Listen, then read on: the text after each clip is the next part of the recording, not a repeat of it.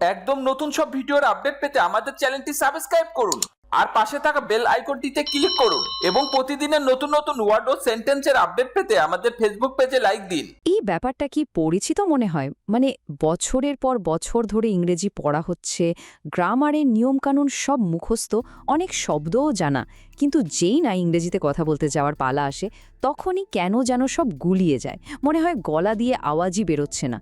এটা কিন্তু খুব সাধারণ একটা সমস্যা। চলুন আজকে এই ব্যাপারটা একটু ভেঙে দেখা যাক কেন এমন হয় আর এখান থেকে বেরোনোর উপায় বা কী। স্ক্রিনের এই কথাটা একজন শিক্ষার্থীর বলা, কিন্তু এটা যেন আমাদের মধ্যকার অনেকেরই মনের কথা, তাই না? এই যে একটা ভয়, যদি ভুল বলে ফেলি, যদি কেউ শুনে হাসাহাসি করে, এই ভয়টাই আমাদের একদম প্যারালাইজ করে দেয়, কথা বলার ইচ্ছেটাই মরে যায়। আর ইংরেজিতে কথা বলতে পারার পথে এটাই হয়তো সবচেয়ে বড় একটা দেয়াল। তাহলে আসল প্রশ্নটা কি দাঁড়ালো? সমস্যাটা ঠিক কোথায়? আমাদের স্কুল কলেজের সিস্টেম তো আমাদের ভালো করে পড়াতে বা লেখাতে পারছে, কিন্তু একজন আত্মবিশ্বাসী বক্তা তৈরি করতে পারছে না কেন? চলুন এই রহস্যটারই উত্তর খোঁজা যাক। তো এই সমস্যার একেবারে গোড়ায় যদি যেতে হয়, তাহলে আমাদের শুরু করতে হবে ক্লাসরুম থেকেই, কারণ আমাদের শিক্ষা ব্যবস্থার ভেতরেই এমন কিছু বাধা লুকিয়ে আছে যা আমাদের কথা বলার সাহসটাই কেড়ে নেয়।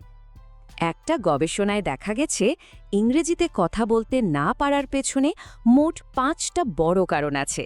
যেমন ধরুন, শেখানোর পদ্ধতি, প্র্যাকটিসের অভাব, ভুল করার ভয়, প্রযুক্তির কম ব্যবহার, আবার শিক্ষকদের প্রশিক্ষণের ঘাটতি। কিন্তু এই সবগুলোর মধ্যে একটা কারণ বাকি সবগুলোকে ছাড়িয়ে গেছে। কোনটা সেটা জানেন? 30%। হ্যাঁ, এটাই হলো কথা বলতে না পারার পেছনের সবচেয়ে বড় একক কারণ, আমাদের শিক্ষাদানের পদ্ধতি। এর মানে কি দাঁড়ায়? সমস্যাটা কিন্তু শিক্ষার্থীর একার নয়, বরং আমরা যেভাবে ইংরেজি শিখছি সেই সিস্টেমের মধ্যেই একটা বড় গলদ রয়ে গেছে।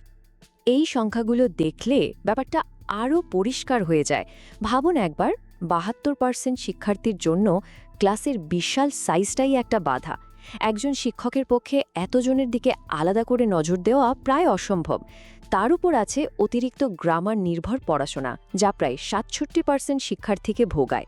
আর প্রায় 58% ক্ষেত্রে দেখা যায় শিক্ষকের নিজের দক্ষতার অভাবও একটা বড় কারণ হয়ে দাঁড়ায়। আর এই সব কিছুর শেষ ফলটা কি? পরীক্ষার খাতায় হয়তো A+ আসছে, ইংরেজি বই পড়তেও কোনো সমস্যা হচ্ছে না, কিন্তু কথা বলার সময় আসলেই গলা শুকিয়ে যাচ্ছে। আমাদের শিক্ষা ব্যবস্থা আমাদের একজন সফল পরীক্ষার্থী হিসেবে তৈরি করছে, কিন্তু একজন আত্মবিশ্বাসী বক্তা হিসেবে নয়। এটা আমাদের মুখস্থ করতে শেখাচ্ছে, কিন্তু মনের ভাব প্রকাশ করতে শেখাচ্ছে না। কিন্তু সমস্যাটা যে শুধু ক্লাসরুমের 4 দেয়ালের মধ্যে সীমাবদ্ধ তা কিন্তু নয়। এর বাইরেও কিছু বাধা আছে, যা হয়তো আরও অনেক বেশি শক্তিশালী। আর এই বাধাগুলো কোনো বইয়ের পাতায় নয়, বরং আমাদের নিজেদের মনের ভেতরেই। চলুন এবার সেই মনস্তাত্ত্বিক দিকগুলো একটু খতিয়ে দেখি। একবার ভাবুন তো, 78%, মানে 10 জনের মধ্যে প্রায় 8 জন শিক্ষার্থী ভুল করার তীব্র ভয়ে ভোগে। এই ভয়টা এতটাই বেশি যে তারা চেষ্টা করার আগেই হাল ছেড়ে দেয়। মাথায় একটাই চিন্তা ঘুরতে থাকে, যদি ভুল হয় তাহলে সবাই হাসাহাসি করবে। আর এই ভয়টা আরও কয়েক গুণ বেড়ে যায় যখন সবার সামনে কিছু বলতে হয়। 82% শিক্ষার্থী প্রেজেন্টেশন দেওয়ার সময় বা সবার সামনে কথা বলার সময় মারাত্মক উদ্বেগে ভোগে। এই উদ্বেগ তাদের আত্মবিশ্বাসের ভিতটাকেই একদম নাড়িয়ে দেয়। আর এভাবেই তৈরি হয় একটা দুষ্ট চক্র বা ভিশিয়াস সাইকেল। ভয়ের কারণে কথা বলাটা এড়িয়ে যাওয়া হয়, প্র্যাকটিস হয় না, প্র্যাকটিসের অভাবে দক্ষতা বাড়ে না, আর দক্ষতার অভাবে আত্মবিশ্বাস আরও কমে যায়। ফলাফল যেখান থেকে শুরু সেখানেই আটকে থাকা। বেশ, সমস্যা নিয়ে তো অনেক কথা হলো, কিন্তু সবচেয়ে জরুরি অংশ হলো সমাধান, তাই না? চলুন এখন এই দুষ্টচক্র ভাঙার এবং আত্মবিশ্বাসটা ফিরিয়ে আনার জন্য কিছু বাস্তবসম্মত আর কার্যকর পদক্ষেপ দেখে নেওয়া যাক। সবার আগে যে কাজটা করতে হবে সেটা হলো মানসিকতার একটা বড় পরিবর্তন। নিখুঁত ইংরেজি বলার চিন্তাটা মাথা থেকে ঝেড়ে ফেলতে হবে। নতুন লক্ষ্য হবে একটাই, নিজের ভাবটা প্রকাশ করা।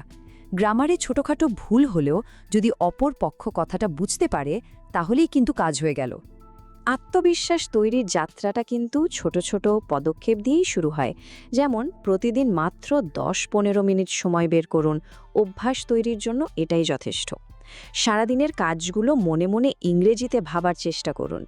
এতে মস্তিষ্ক নতুন ভাষায় ভাবতে অভ্যস্ত হবে। ইংরেজি সিনেমা বা পডকাস্ট শুনুন। আর লজ্জা কিসের? আয়নার সামনে দাঁড়িয়ে নিজের সাথেই কথা বলুন। মনে রাখবেন, এখানে পারফেকশন নয়, বরং ধারাবাহিকতাই আসল। প্র্যাকটিসটাকে মজাদার করে তোলাটাও কিন্তু খুব জরুরি। যেমন নিজের ভয়েস রেকর্ড করে শুনলে নিজের উন্নতি বা ভুলগুলো নিজেই ধরা যায়। সাবটাইটেল দিয়ে সিনেমা দেখে প্রিয় অভিনেতার সাথে ডায়লগ বলার চেষ্টা করতে পারেন, অথবা পছন্দের ইংরেজি গান গাওয়ার মাধ্যমেও কিন্তু নতুন শব্দ আর উচ্চারণ শেখা যায়। এই কৌশলগুলো শেখার পুরো প্রক্রিয়াটাকেই অনেক আনন্দদায়ক করে তুলবে। আর আজকের যুগে প্রযুক্তি তো আমাদের হাতের মুঠোয়। ডুওলিঙ্গো বা ইয়েলসা স্পিকের মতো অ্যাপগুলো নিজের গতিতে শিখতে আর সাথে সাথে ফিডব্যাক পেতে সাহায্য করে। সবচেয়ে বড় সুবিধা হলো এআই টিউটরদের সাথে কথা বলা। এখানে ভুলের কোনো ভয় নেই, কারণ কেউ বিচার করার জন্য বসে নেই। আর ফেসবুক বা ডিসকর্ডের মতো প্ল্যাটফর্মে তো সারা বিশ্বের মানুষের সাথে কথা বলার সঙ্গীও খুঁজে নেওয়া যায়। বেশ, আমরা সমস্যার কারণ দেখলাম, আবার ব্যক্তিগত সমাধানের পথও খুঁজে বের করার চেষ্টা করলাম। এবার চলুন এই সবগুলোকে একসাথে করে দেখি কিভাবে একটা সামগ্রিক পরিবর্তন আনা সম্ভব। মনে আছে আমরা বলেছিলাম আমাদের লক্ষ্য নিখুঁত গ্রামার নয়, বরং ভাব প্রকাশ করা? শিক্ষা বিজ্ঞানে এই পদ্ধতির একটা সুন্দর নাম আছে, কমিউনিকেটিভ ল্যাঙ্গুয়েজ টিচিং বা সিএলটি। এর মূল কথাই হলো ভাষা শিখতে হবে বাস্তব জীবনে ব্যবহার করার মাধ্যমে, শুধু শুকনো ব্যাকরণের নিয়ম মুখস্থ করে নয়। এই ছবিটা খুব সুন্দরভাবে পুরো ব্যাপারটা বুঝিয়ে দিচ্ছে। দেখুন, একদিকে যেমন শিক্ষক প্রশিক্ষণের মাধ্যমে ক্লাসরুমে শেখানোর পদ্ধতিটা উন্নত করা যায়, ঠিক তেমনি ইংলিশ ক্লাব বা প্রযুক্তির ব্যবহার করে শিক্ষার্থীদের মনের ভয়টা কাটানোর জন্য একটা নিরাপদ পরিবেশ তৈরি করা যায়।